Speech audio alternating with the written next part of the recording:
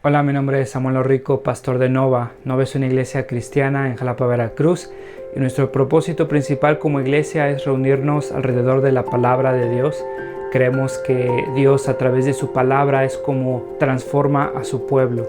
Nos llama a creer, a arrepentirnos, a amar lo que antes aborrecíamos, a aborrecer lo que antes amábamos. Y entonces, antes de empezar con esta prédica, déjame recordarte un par de cosas. El propósito principal para subir estas predicaciones en línea es para aquellos comprometidos con una iglesia local que no pudieron asistir por cualquier razón a su iglesia este domingo. Estas predicaciones son un recurso para nosotros, para poder crecer, para poder escuchar la palabra de Dios. Sin embargo, creemos que un cristiano no puede existir sin una iglesia. Creemos que el contexto bíblico en el cual el cristiano crece y se sustenta como cristiano por la gracia de Dios es a través de su iglesia local, sometiéndose a un liderazgo local, amándose unos a otros, sirviéndose unos a otros, perdonándose unos a otros. Un cristiano no puede vivir su vida cristiana simplemente consumiendo predicaciones en una pantalla de su televisión, de su computadora. Entonces te animamos a comprometerte con una iglesia local. Si no pudiste asistir a una iglesia este domingo, nos da gusto que estés viendo este video. Disfrútalo, nuestra oración es que te sea de bendición. Sin embargo, si no te has comprometido con una iglesia local, mi oración es que puedas comprender que el amor de Dios se refleja en medio de su pueblo, mostrándose en la iglesia local. Nuestra oración es que Dios siga transformando nuestro país, que el Evangelio siga siendo proclamado, que la sana doctrina siga expandiéndose en nuestras iglesias y cada vez más cristianos podamos adorar a ese Dios soberano que nos ha mostrado su gracia a través de Cristo a pesar de lo que somos. Empezamos otro libro en el Nuevo Testamento. Este libro nos va a llevar al final del año. Vamos a pasar ahí Navidad con este libro. Vamos a empezar el siguiente año. Vamos a adentrarnos ahí al siguiente año en el libro de Romanos. Y es un libro que ha sido importante en la historia de la iglesia cristiana. El día de hoy vamos a ver obediencia gozosa. Y es el mensaje de Pablo en el libro de Romanos. Nos va a decir que somos justificados por la fe y nuestra obediencia como resultado es una obediencia gozosa. Hace algunas semanas mis hijos están creciendo y empiezo a tener conversaciones muy interesantes con ellos. Un día uno de mis hijos se acerca conmigo y me pregunta si me arrepiento de haberme casado. Y lo veo y le digo, ¿a qué te refieres? Yo me veo muy feliz, estaba feliz. Y me dice, pues mira, pa, es que me doy cuenta, mira, se acaba el agua, estás sentado, tienes que ir a la tienda a comprar un garrafón, lo cargas, lo traes. Veo que trabajas, pero el dinero que tienes, pues lo vamos a gastar a Chedraui. Vemos que uno de mis hermanos, ahí voy a blip el nombre, ¿no? Rompe todo en la casa y pues lo tienes que pagar. Y me dice, híjole, pa, no sé si yo me quiero casar. No sé, pa, si estás arrepentido de haberte casado. Y no, claro que no le dije que no. Estaban esperando, arrepiéntanse, los que dicen que...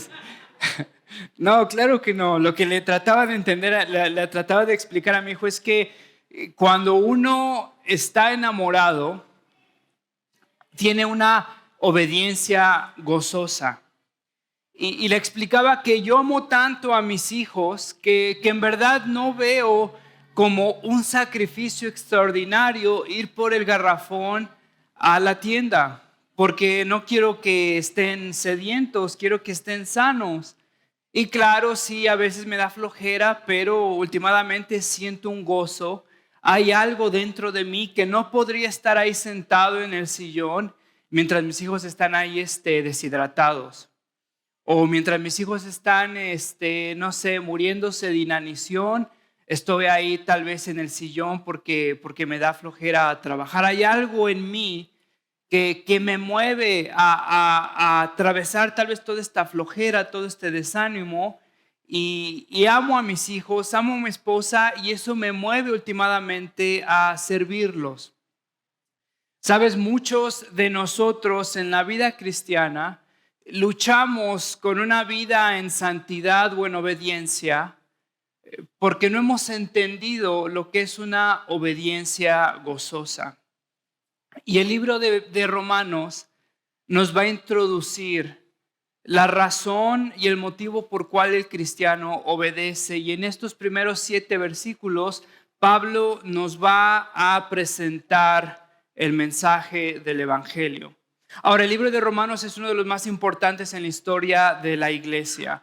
Mi esposa me estaba preguntando hace unos días, oye, ¿no estás presionado de predicar Romanos? Y yo sarcásticamente le decía, claro que no, es uno de los libros más importantes de la iglesia, ha sido el catalizador de la reforma, ha sido clave para la conversión de muchas personas que hoy consideramos importantes o gigantes en la historia de la iglesia. Agustín de Hipona, no sé si lo conozcas, es un gigante dentro de la historia de la iglesia que ha influenciado la iglesia y generaciones por venir. Agustín llegó al Evangelio a través del libro de Romanos. Agustín, su historia es muy interesante. Venía de una familia, de una mamá cristiana. Sin embargo, él desde muy joven rechazó la fe, quiso vivir su vida, vivió una vida muy desordenada. Después ahí en un libro, Confesiones, se confiesa que era adicto a las mujeres, adicto al sexo, que estaba esclavizado por su pecado y que no le interesaba Dios. Sin embargo, por la providencia de Dios llega a cruzarse en el camino de Ambrosio. Ambrosio es otro gigante dentro de la iglesia cristiana. Si no lo has escuchado por ahí, googlealo, lee alguno de sus libros, están buenísimos. Ambrosio llegó a predicar a la ciudad donde estaba Agustín. Y Ambrosio predicó del libro de Romanos. Y fíjate lo que Agustín dice ahí en su biografía. El tumulto en mi corazón me llevó a un jardín donde nadie podría distraerme de la lucha intensa que tenía. Justo después de la predicación de Ambrosio, sale corriendo de la iglesia, se ve un jardín escondido y dice, donde nadie me molestaba, llegué y me postré y tuve descanso de la lucha intensa que tenía. Y fíjate, Ambrosio predica en el libro de Romanos capítulo 13, vivamos decentemente a la luz del día, no en orgías y borracheras, ni en inmoralidad sexual y libertinaje, ni en desacuerdos y envidias, más bien revístanse ustedes del Señor Jesucristo y no se preocupen por satisfacer los deseos de la carne. Agustín vivía controlado por los deseos de su carne. Sin embargo, Dios utilizó el libro de Romanos. Después escribe Agustín, no necesité leer nada más. Finalmente, con las últimas palabras de este pasaje, un alivio de toda mi ansiedad inundó mi corazón, toda sombra de duda desapareció. Agustín se convierte a Cristo gracias al libro de Romanos en el año 400. Después, en 1570, llega un monje que estuvo acostumbrado a vivir una vida disciplinada, una vida religiosa, pero que odiaba a Dios. Estaba disgustado con Dios, estaba amargado con Dios, aborrecía a Dios. Y el libro de Romanos hacía a Martín Lutero odiar a Dios.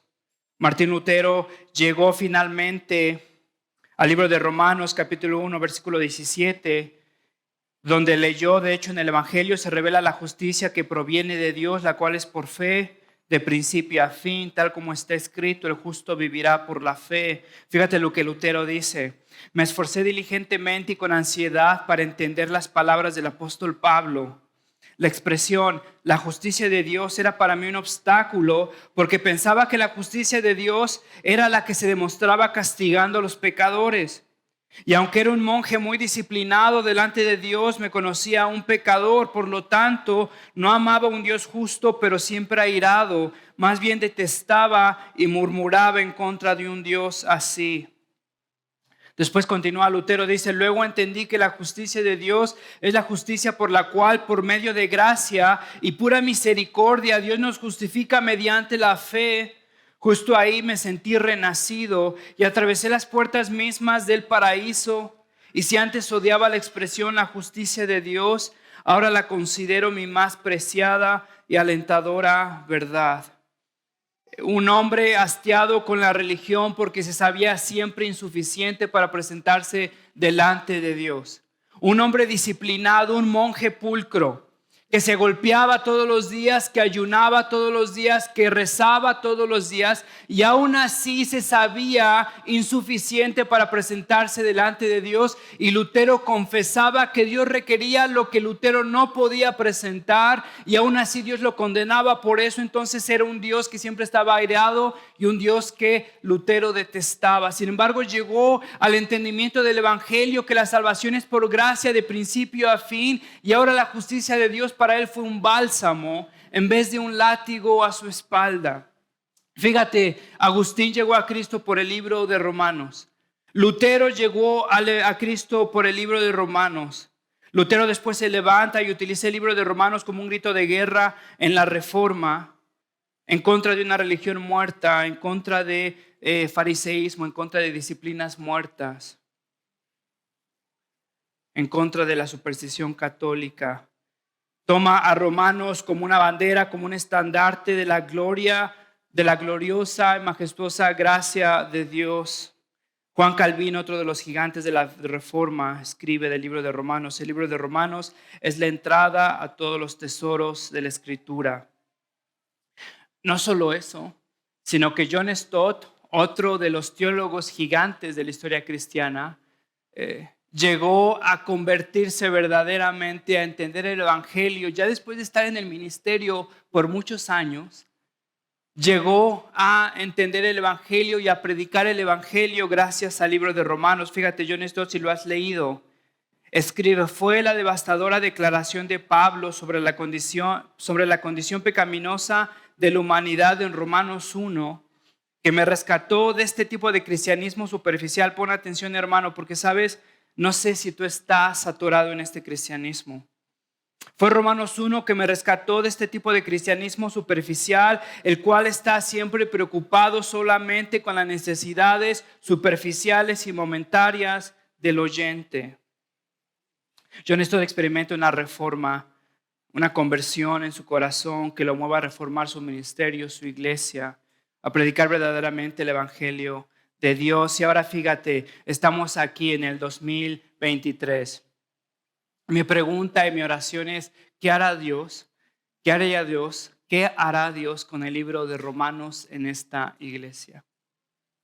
No sé cuántos Agustines habrá aquí, pero la gracia de Dios es más grande que tus adicciones.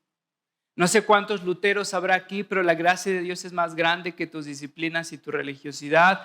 No sé cuántos Stotts habrá aquí, pero la gracia de Dios es más grande que tu experiencia, que tus años de cristiano.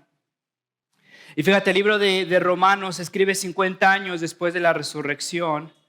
Es interesante que el libro de Romanos no tiene una conexión apostólica directa. En otras palabras, nadie de los apóstoles plantó esta iglesia. Sin embargo, esta iglesia apareció en una de las ciudades más importantes del Mediterráneo. Seguramente fue plantada por comerciantes que pasaban por Jerusalén, que fueron convertidos gracias a la predicación de los apóstoles o de los discípulos de los apóstoles. Después regresaron a sus casas en Roma, plantaron esta iglesia empezó a crecer, esta iglesia empezó a darse a conocer, y ahora el apóstol Pablo, como tiene una misión hacia los gentiles, se acerca con ellos y se asegura de que los romanos tengan el verdadero evangelio. Algo interesante en la iglesia de Romanos es que se dio a conocer que había un conflicto muy grande entre los cristianos gentiles o no judíos y los cristianos que se habían convertido del judaísmo. Y Pablo precisamente les escribe a estos romanos para predicarles el evangelio, porque había escuchado que había un conflicto muy grande entre cristianos gentiles que no tenían ninguna conexión con el judaísmo, que habían llegado de otras naciones, de otros países, de otros lugares, habían llegado a Cristo, habían ahí llegado a la iglesia de Roma y había cristianos que se habían convertido del judaísmo y estaban ahí en medio, en el mismo lugar de esta iglesia.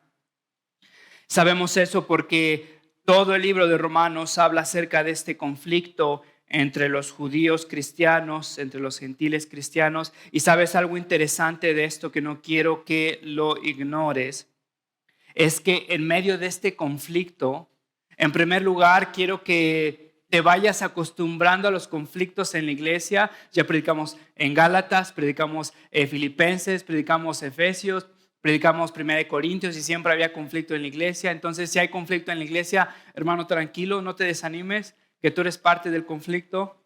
No te hagas el oxiso, tú eres parte.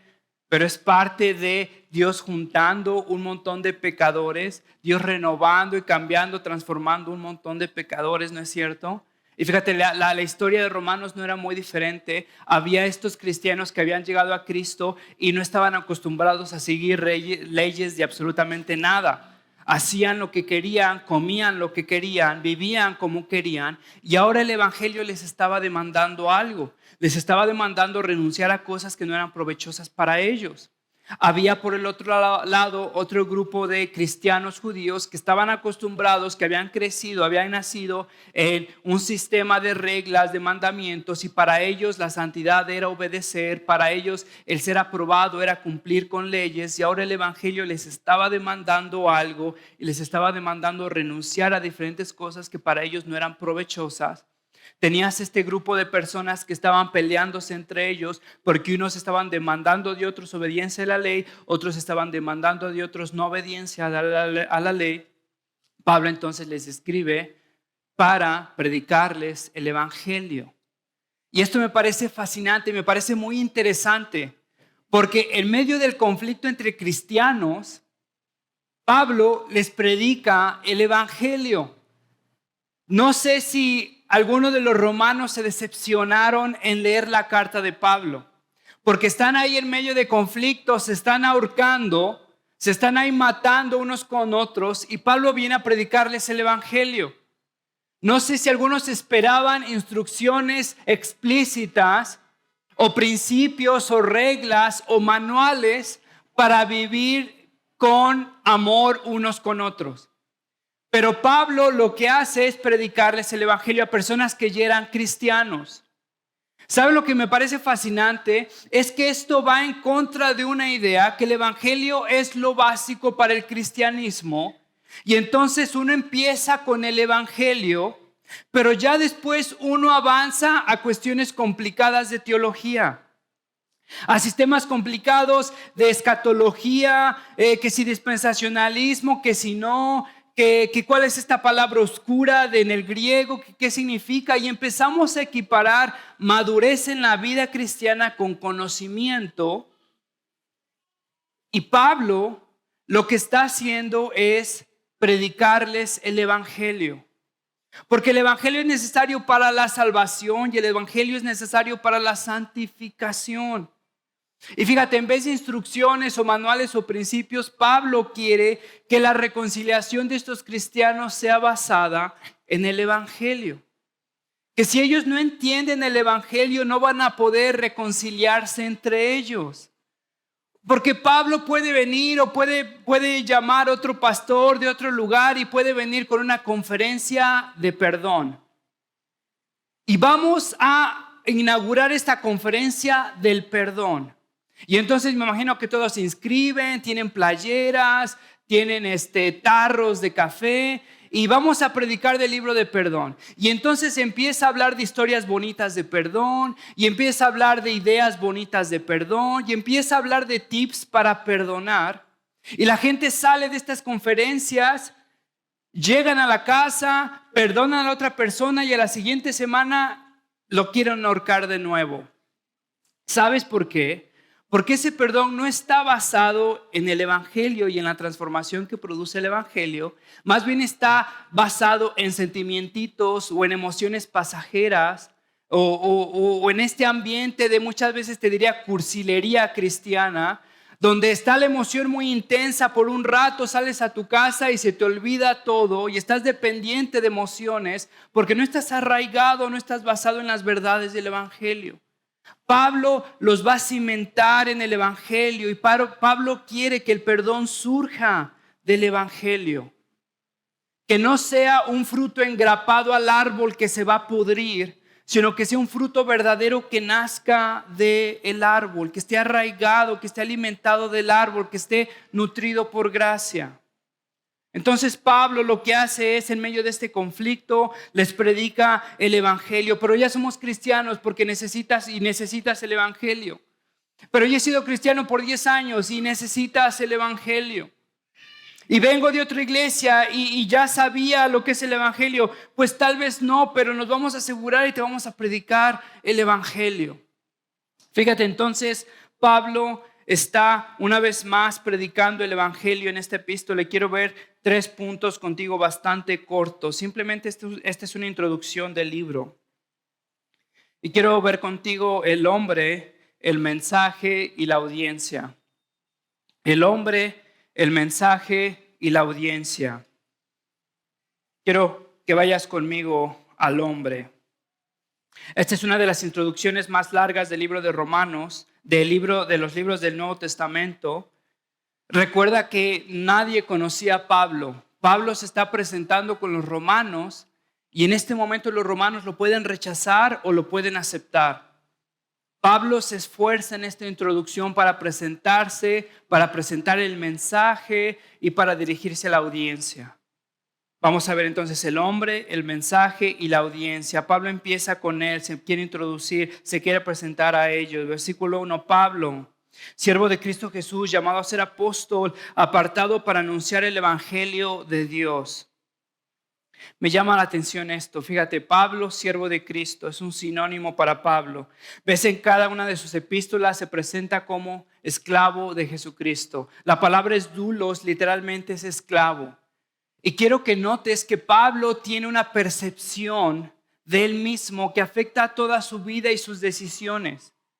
Pablo tiene su identidad anclada a Jesucristo y Pablo se identifica a sí mismo como esclavo de Cristo. Y cuando Pablo se identifica él mismo como esclavo de Cristo, Pablo sabe de su conversión. Pablo sabe que era perseguidor de la iglesia, que Cristo lo ha llamado, lo ha quebrantado, que lo ha redimido, que Cristo es el Mesías, el ungido. Ahora Cristo se presenta como soberano. Pablo se presenta como siervo. Y si esto es cierto, entonces todas las decisiones de Pablo son afectadas por esta realidad. Su vida ya no le pertenece. Su tiempo ya no le pertenece. Sus recursos ya no le pertenecen. ¿Por qué? Porque es un esclavo de Cristo. Porque Cristo lo ha comprado. Porque ahora le pertenece a Cristo. Porque ya no tiene tiempo para él. Porque sus recursos no son de él. Porque es siervo de Cristo. Porque el propósito de su vida ya no es tener una mejor vida, una vida más cómoda, sino que el propósito ahora se equipara a lo que es Cristo. Y lo que Cristo diga, Pablo hace. Y lo que Cristo manda, Pablo hace. Porque es un siervo de Jesucristo. Su misión ha cambiado radicalmente. No solo eso, sino fíjate que dice que es llamado a ser apóstol. Pablo es llamado a ser apóstol. Y fíjate, quiero que notes esto. Su redención, su salvación, viene con un llamado. Y no hay redención sin llamado, y no hay llamado sin redención. Hay algunos que se dicen llamados, pero no han sido regenerados. Y su ministerio es obvio, y sus predicaciones son obvias, y su vida es obvia, y su familia y los frutos de su vida son obvios. No hay llamado sin redención, pero tampoco hay redención sin llamado. Cuando Dios te llama, Dios te redime, y cuando Dios te redime, te da un llamado. No hay excepción en el cristiano. Cuando Dios te llama, te redime. Cuando te redime, te da un llamado. Me pregunto, ¿sabrás cuál es tu llamado? Pablo se identifica como siervo de Cristo, ha sido comprado, ¿Has sido comprado por Cristo? ¿Consideras tu vida que te pertenece a ti, tu tiempo o es de Cristo, siervo de Cristo, llamado a ser apóstol? Él ha sido llamado a ser apóstol. Fíjate, dice apartado para anunciar el evangelio. Pablo es un apóstol, en otras palabras es enviado. Pablo es llamado y su llamado lo ha apartado. ¿Te das cuenta de lo que te está diciendo? Pablo es un apóstol, en otras palabras es un enviado. Pablo es un enviado, es un llamado y es un apartado. El llamado de Pablo lo aparta para su envío. En otras palabras, Pablo no puede hacer todo en todos lados. Pablo ha sido apartado para una misión. Pablo ha sido llamado para una misión y ese llamado lo ha apartado para hacer algo dentro de la iglesia. Y ese llamado significa entonces que le tiene que decir no a diferentes cosas en su vida. Ese llamado ocupa tiempo de su vida que lo puede haber ocupado en otras cosas. Su llamado lo aparta, es apartado para Dios. Y este término apartado, en otras palabras consagrado, santificado, era el término que se utilizaba en el tabernáculo cuando tú apartabas un instrumento. Por ejemplo, la luz o el candelabro era apartado para un propósito específico. Era consagrado. No se podía mover de ahí porque tenía un propósito específico. Era santificado para una cosa específica. Era apartado para una cosa específica. No era que si ya después se ponía oscuro, podías agarrar el candelabro y regresarte a tu casa con el candelabro y ya después lo regresabas. Ese candelabro pertenecía a un lugar, pertenecía a un momento, tenía una misión específica y había sido labrado, había sido creado, había sido imaginado por la mente de Dios para una misión específica y era llamado y ese llamado lo apartaba, lo santificaba para eso. Pablo está utilizando ese mismo concepto y Pablo está diciendo que ha sido llamado y que ese llamado lo aparta para Dios. Y que si lo aparta para Dios, entonces Pablo tiene que decirle no a diferentes cosas. Me pregunto, ¿sabrás que eres llamado y eres apartado para Dios? ¿Sabes? Si te pregunto a ti, me imagino que me dirás, si te pregunto cuál es tu llamado, me dirás, bueno, tengo un trabajo en la oficina. Y te responderé, bueno, yo también tengo un trabajo, pero no te estoy preguntando eso, te estoy diciendo cuál es tu llamado, cuál es el don que Dios te ha dado para servir a la iglesia. Me dirás, bueno, pero soy mamá, soy papá, mi respuesta es, bueno, yo también, pero no te estoy preguntando eso. Te estoy preguntando cuál es tu llamado, para qué Dios te ha dotado. Dios te redimió, te compró y te ha investido del Espíritu Santo, te ha dado dones para el servicio de esa iglesia. ¿Cuál es tu llamado? ¿Para qué es entonces para lo cual Dios te ha apartado dentro del pueblo de Dios? Sabes, muchos de nosotros vivimos apartados para todo menos para Dios. Y decimos, híjole, es que estoy casado. Bueno, yo también. Y bueno, tengo hijos. Bueno, yo también. Y bueno, soy soltero. Bueno, hay otros que son solteros también. No te estoy preguntando eso. Te estoy preguntando cuál es tu llamado y cómo es que eres apartado para servir a la iglesia. Si entonces el estándar o mi idea entonces de cristiano es que no puedo hacer nada porque tengo familia, tengo trabajo, hermano, la iglesia no existiría. Porque todos tenemos cosas que hacer, ¿no es cierto? Sin embargo, eso no es lo que nos ancla o nos identifica como cristianos en el pueblo de Dios. Pablo está diciendo que ha sido llamado, que ha sido apartado. Y ese llamado es entonces el que lo llama a edificar a la iglesia, en este caso como un apóstol. Ahora mi pregunta, hermano, ¿sabrás cuál es tu llamado?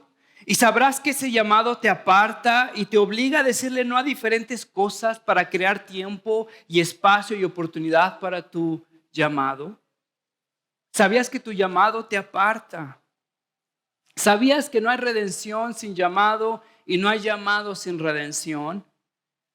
¿Será que estás apartado a todo menos al pueblo de Dios?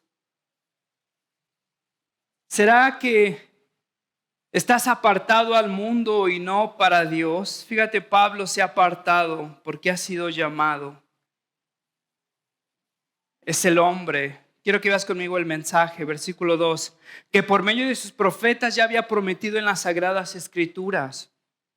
Pablo dice que él es el apóstol para predicar el evangelio de Cristo. El evangelio, ¿sabes qué es el evangelio? Literalmente significa las buenas noticias.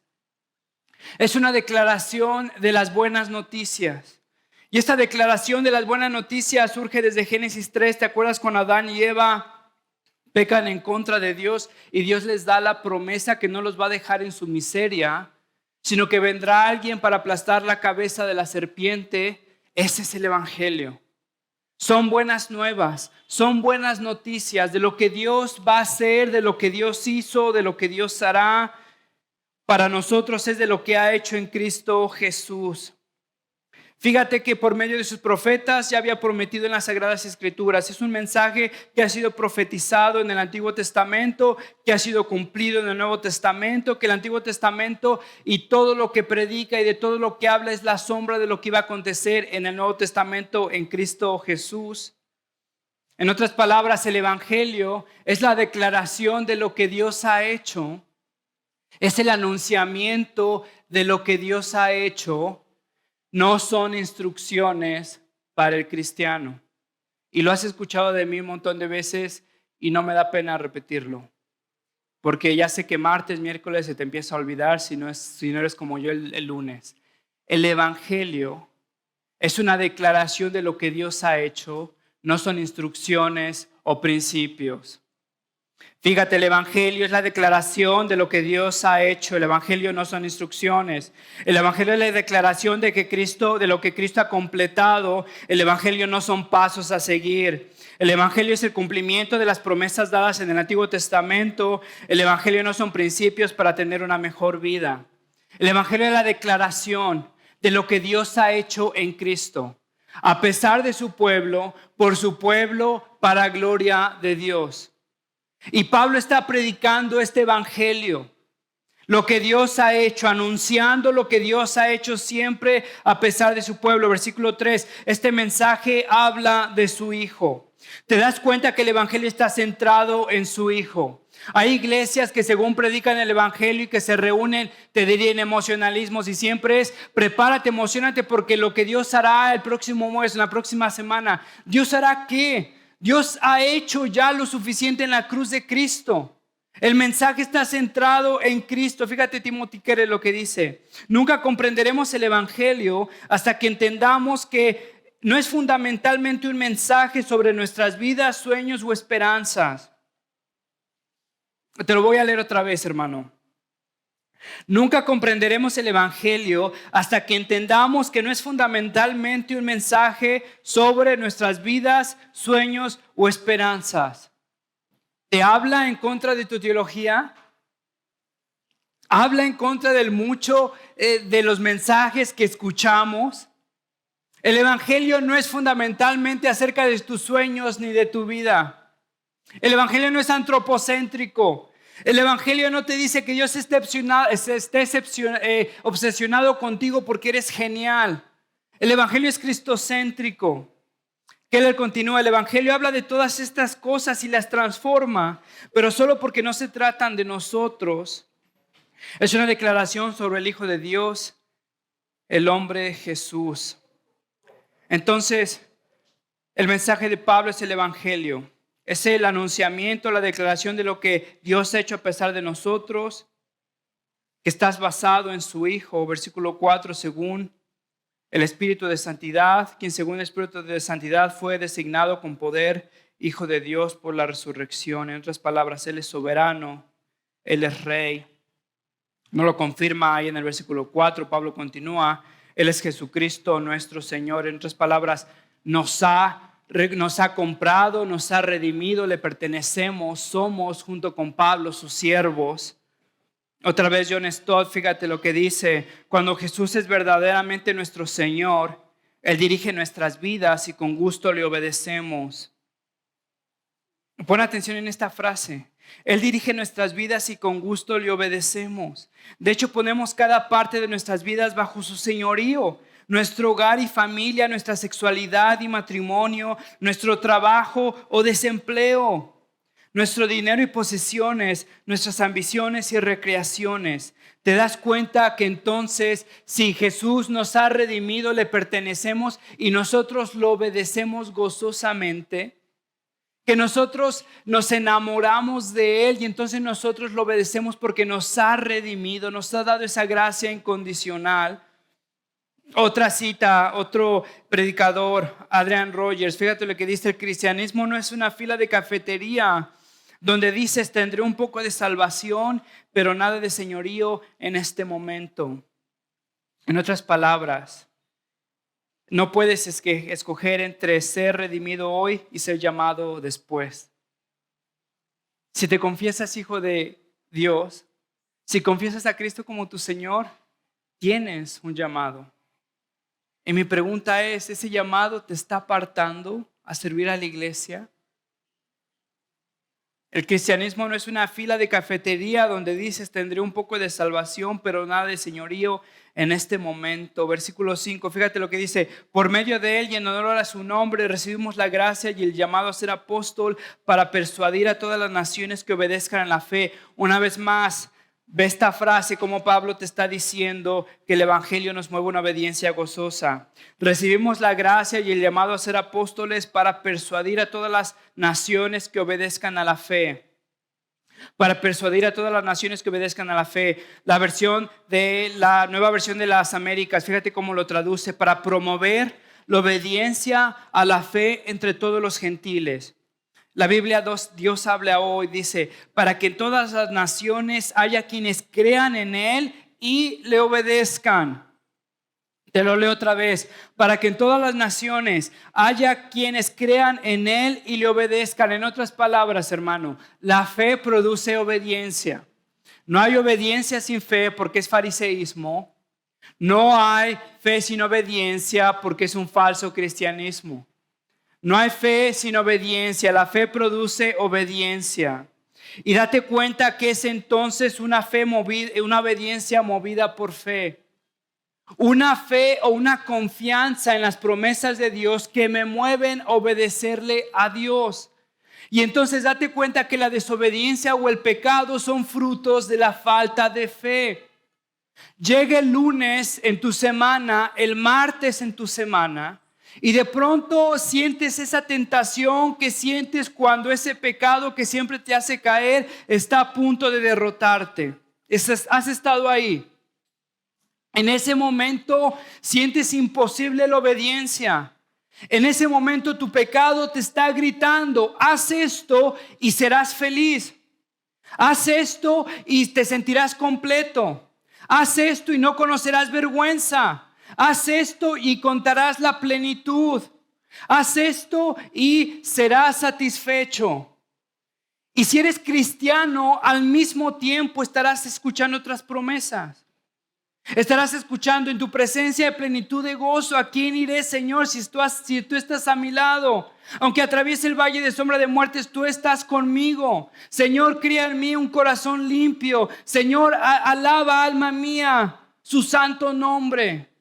Y estás escuchando dos promesas. Y la pregunta es, cristiano, ¿qué promesa escuchas o en qué promesa confías?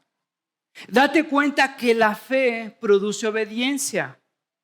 Puedes tener fe en el pecado que te promete satisfacción, o puedes tener fe en las promesas de Cristo que verdaderamente te producen satisfacción.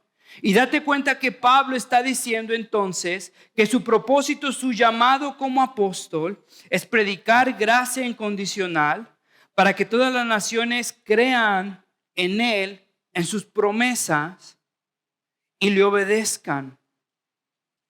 El hombre, el mensaje y la audiencia, versículo 6, entre ellas están incluidos también ustedes, a quienes Jesucristo ha llamado. Les escribo a todos los amados de Dios que están en Roma, que han sido llamados a ser su pueblo santo. Que Dios nuestro Padre y el Señor Jesucristo les conceda gracia y paz. Quiero cerrar con estos versículos y quiero que veas 4 cosas. Y me gusta muchísimo cómo Pablo cierra esta porción o este versículo con 4 cosas que le dice a su audiencia.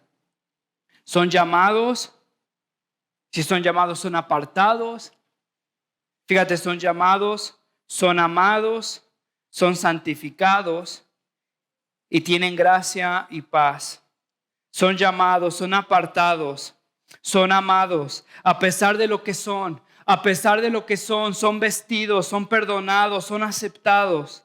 ¿Por qué? Porque el evangelio es el anunciamiento de lo que Dios ha hecho por nosotros a pesar de nosotros, a pesar de nuestras miserias, a pesar de nuestra constante ineptitud, a pesar de nuestro constante corazón endurecido. Date cuenta que Pablo está diciendo no van a ser amados, no fueron amados, sino está diciendo un presente continuo, siempre serán amados. Les escribo a todos los amados de Dios. Son llamados y son amados por Dios. No solo eso, sino son santificados. Son santificados porque fueron llamados y amados. Date cuenta que primero Dios nos llama y después nos santifica. ¿Qué tiene que ver eso, Samuel? Tiene que ver mucho. Porque primero Dios te llama y después te santifica. En otras palabras, Dios no se espera que te santifiques para que te llame. Porque Dios te santifica a ti después de que te llama. ¿Te acuerdas Romanos 5? Mas Dios muestra su amor en que siendo aún pecadores, Cristo murió por nosotros. ¿Te das cuenta que primero nos llama y después nos santifica y el resultado de nuestro llamado es nuestra santificación? Hermano, estoy tan cansado de mi corazón que me dice que primero me debo de limpiar para después presentarme a Cristo. Se me olvidó el evangelio a pesar de mí.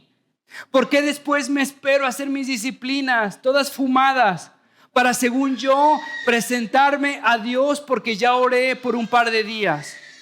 Porque ya oré por un ratito después de que endurecí mi corazón delante de Él. ¿Te das cuenta que primero somos llamados, después somos santificados? Porque somos llamados, somos amados. Porque somos amados, somos santificados. Y si somos santificados, fíjate lo que Pablo dice: que Dios nuestro Padre y el Señor Jesucristo les conceda gracia y paz. Gracia, el don inmerecido de Dios. Gracias del perdón inmerecido de Dios. Paz es shalom. Es Génesis 1, es todo perfecto, es la paz de Dios, es la reconciliación con Dios, es la comunicación que teníamos con Dios y la tenemos hoy en día, hermano, la tenemos hoy en día. ¿Por qué? Porque Dios nos ha dado gracia. Porque tenemos gracia, tenemos paz, y es la oración de Pablo, porque somos llamados y somos amados. Déjame terminar con una historia.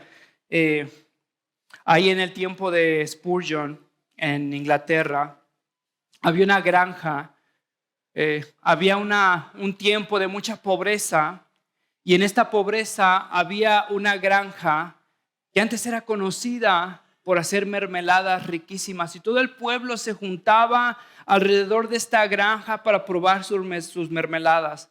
Pero llegó un tiempo de pobreza y la granja tuvo que cerrar.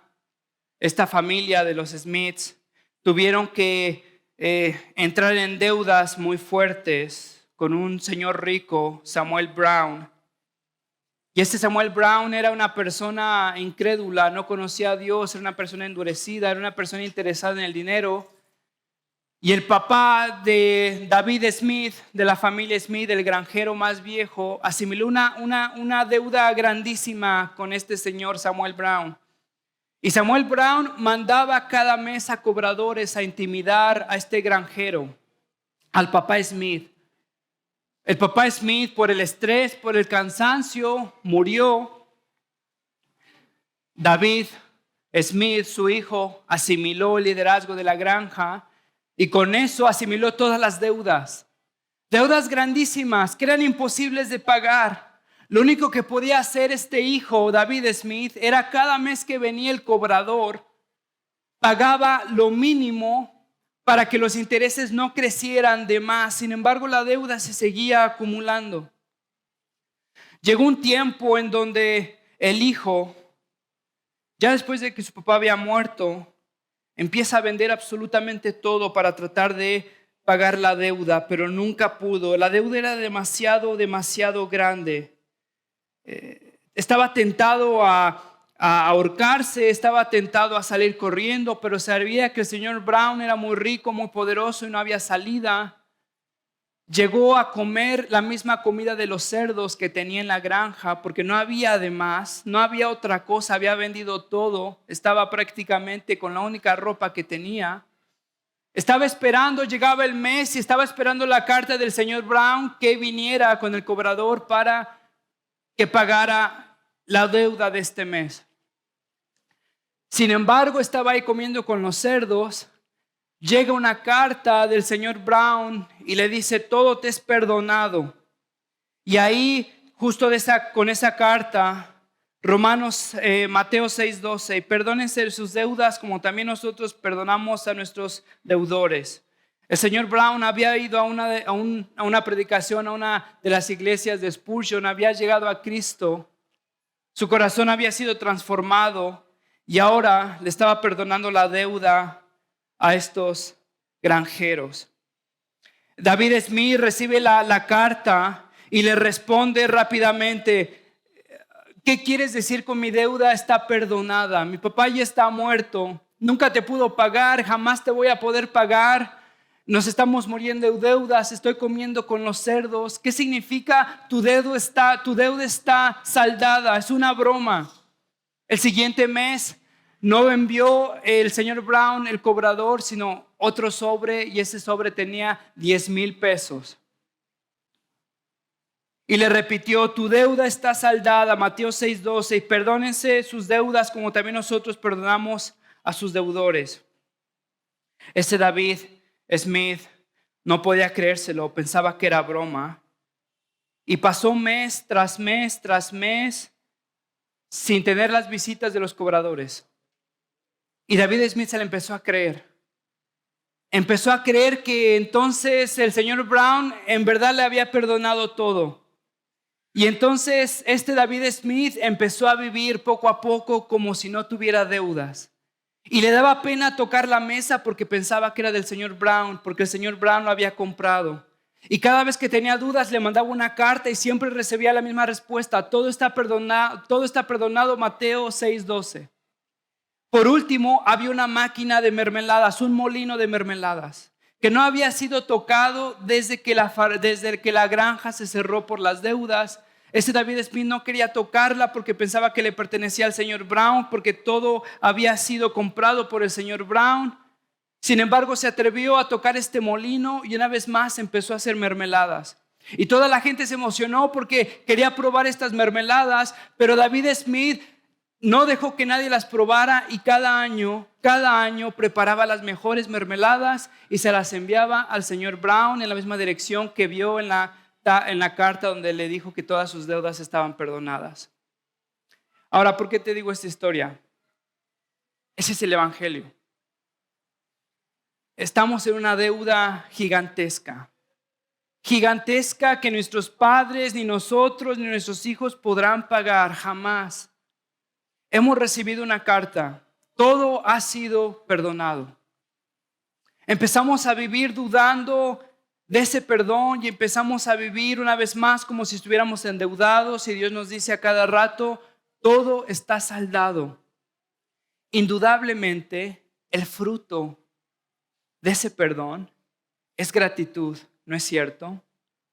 Y empezamos a ver cómo con lo poco que tenemos podemos servir mejor a aquel que nos compró. No porque lo tengamos que hacer, porque todo ha sido perdonado, sino porque lo queremos hacer, porque hemos sido perdonados. Y cada año me imagino a David Smith preparando sus mermeladas con el molino que sabe que le pertenece por pura gracia. Prepara sus mermeladas y se las manda cada año a aquel que pagó su deuda. Y lo hace no con un sacrificio, no porque debe de hacerlo, no porque si no le va a cargar el payaso, porque le va a dar cáncer. Lo hace porque quiere hacerlo.